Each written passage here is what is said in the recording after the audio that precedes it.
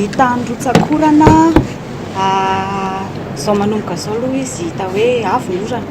fa manomboka novembre eo miverina maina kely indray ny orana décembre fa any amin'ny janvier indray zay vao tena hoe tena hitantsika ny orana indray izany hoe milatsaka ny tokony ho izy ny tany rotsakorana amin'ny ankapobeny manomboka novembre décembre. Raha ny vinavina teo zany dia somary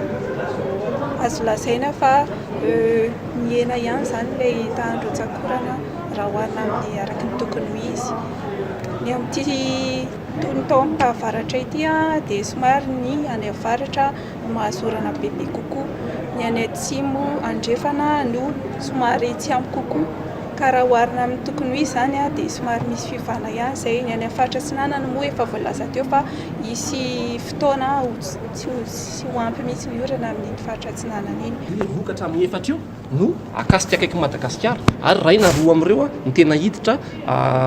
vinavinaina hiditra Madagasikara ary eo anatin'ny fiovany toetrandro sika izay mafana ny tany dia ampoizina sahady fa mety hisy rivo-doza izay mahery vaika be.